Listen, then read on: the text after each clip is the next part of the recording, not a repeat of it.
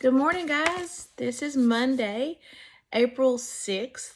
This is the first week after spring break video, and this video is for 5th grade. Now, guys, this weekend, Miss Ashley was so kind as to make sure that everybody got their packets.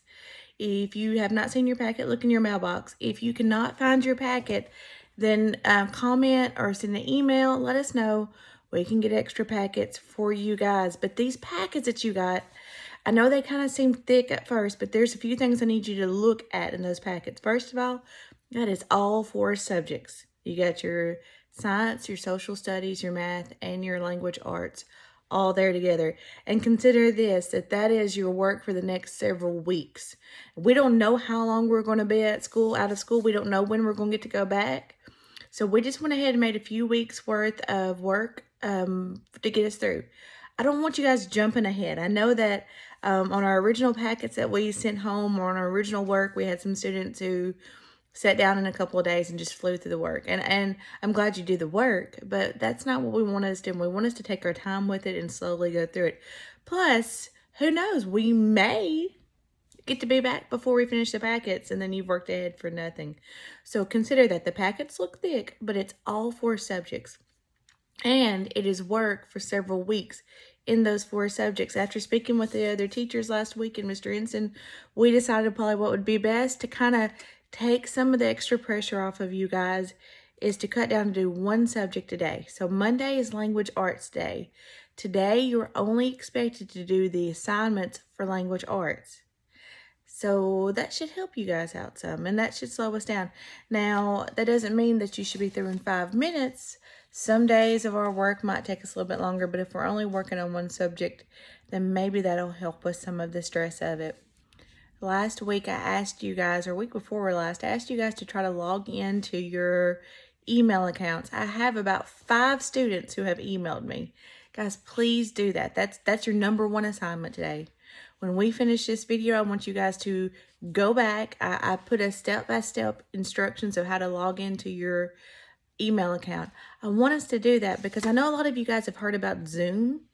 I know you've heard about the video conferencing, and that's great. Zoom seems to be a great option for some teachers. I have a few concerns with it, so I'm going to try my best to stay clear of Zoom, but I would like to video conference you guys. And our school email that is set up with Microsoft does allow for us to have a video chat. And so if I can get students to log in and create accounts, that's something that I'm looking forward to us to being able to utilize soon. Hopefully. So log in, send me an email, Emerson, EMERSONB @gcssd.org. Just send me a quick email and I'll email you guys back. Every student has access to it. Again, there's instructions on the Facebook page of how to log into it. Just a hint, some students have said they don't remember what their username and password is for computers.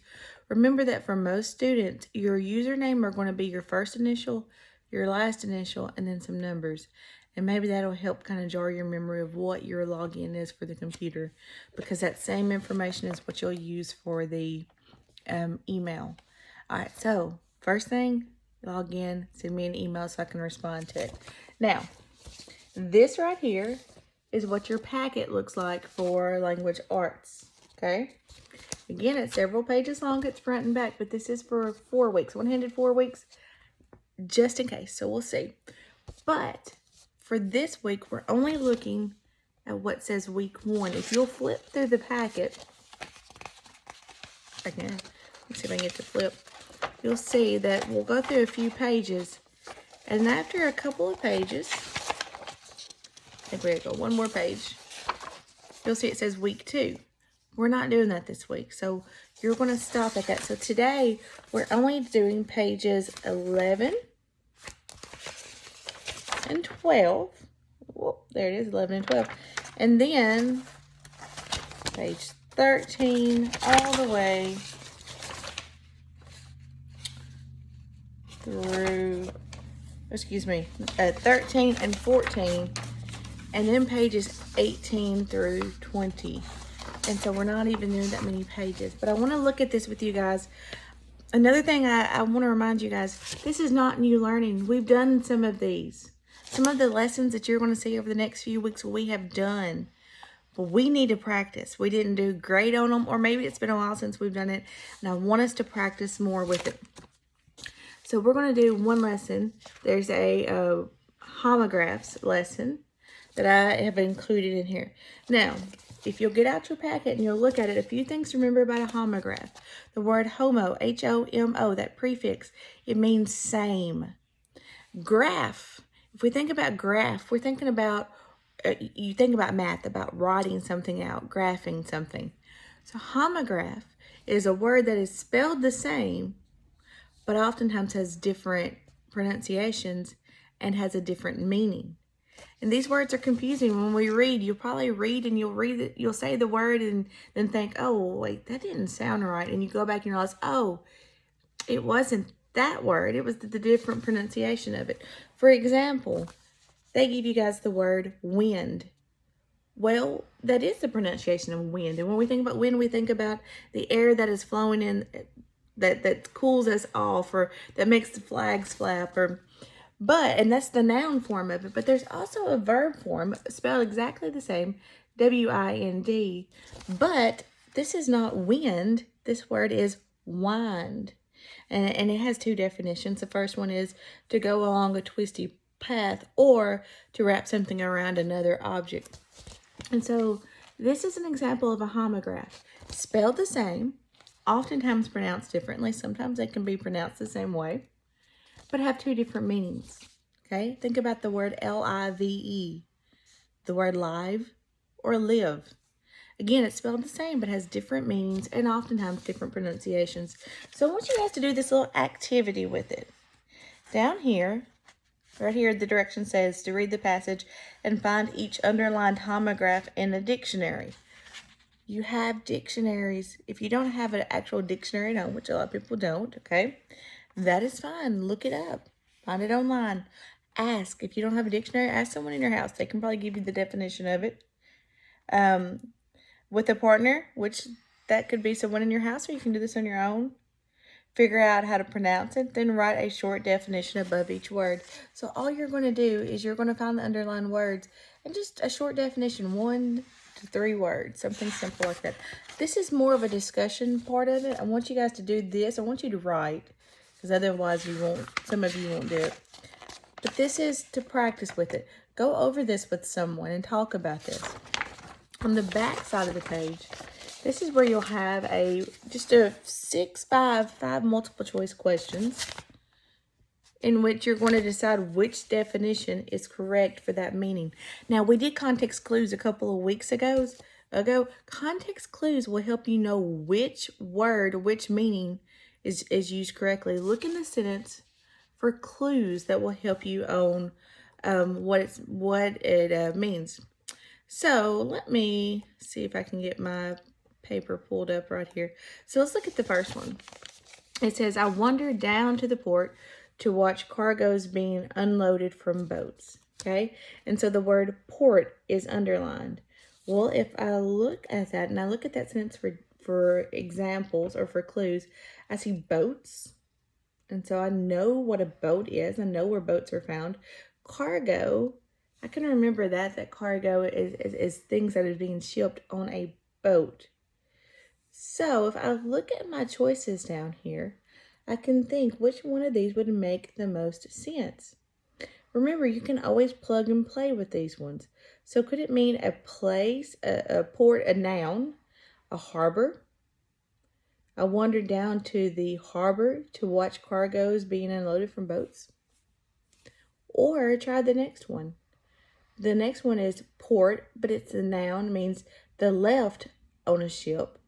I wandered down to the left on a ship to watch cargoes being unloaded from boats.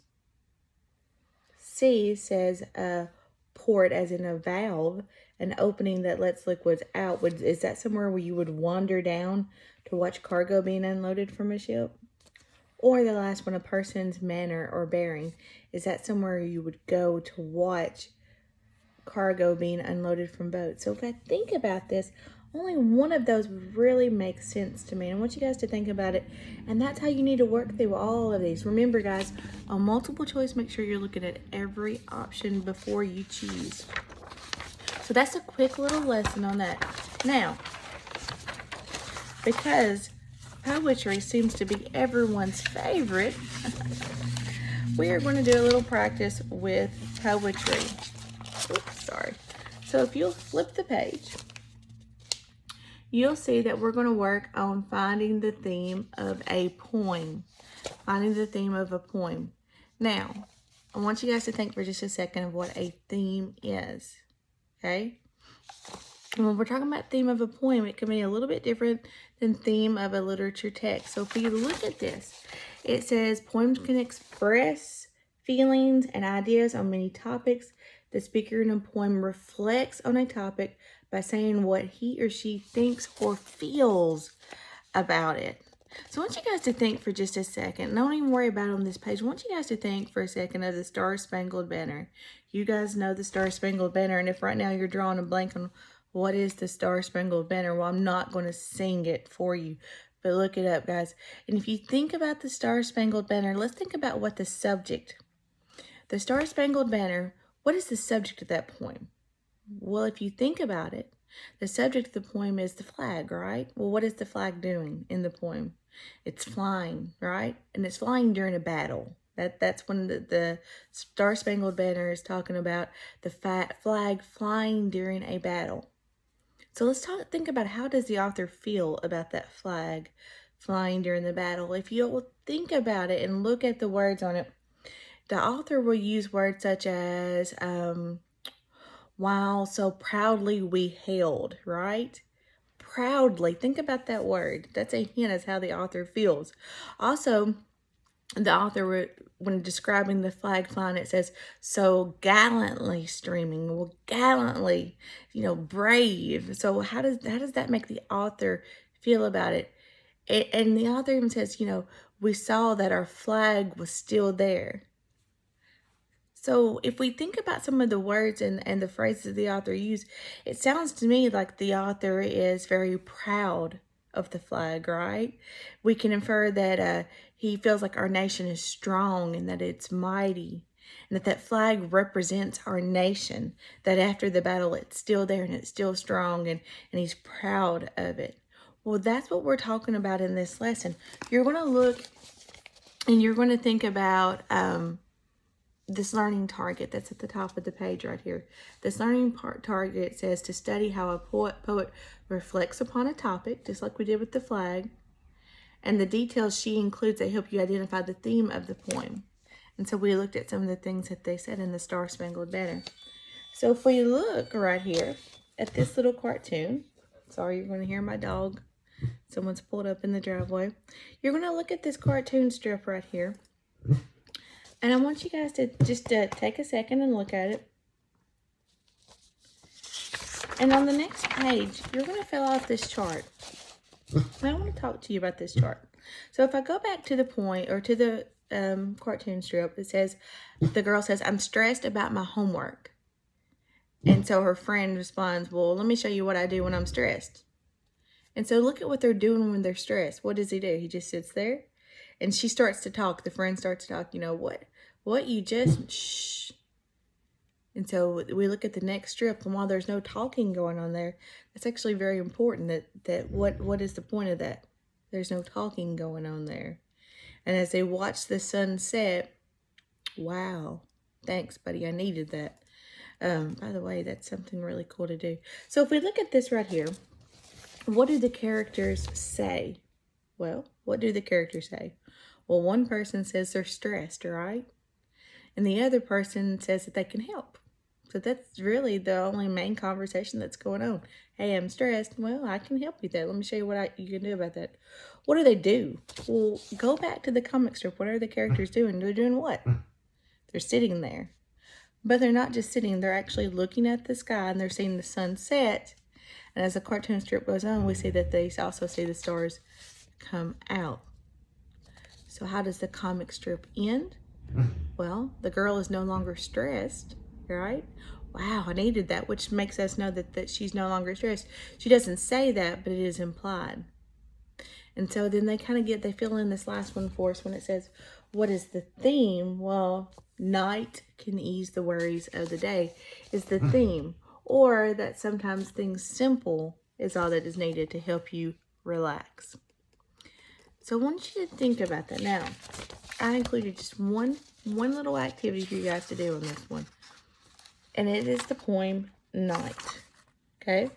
Now, there are some close reader habits right there that I want you guys to be sure to do, okay? The close reader habits ask you to reread the poem and circle words and phrases that tell the topic of the poem. So remember, the topic is the thing that the author is talking about. Then they're asking you guys to underline, or can you see that? They're asking you guys to underline details that show the speaker's reflection of the topic. So after you circle words that you remember that you see over and over that let you know what the topic is, then underline anything that shows how the author feels about that topic. It can be words or it can be phrases. So I want you to think about that as you read it. Then there is a chart that looks just like that chart we just went over together. Okay.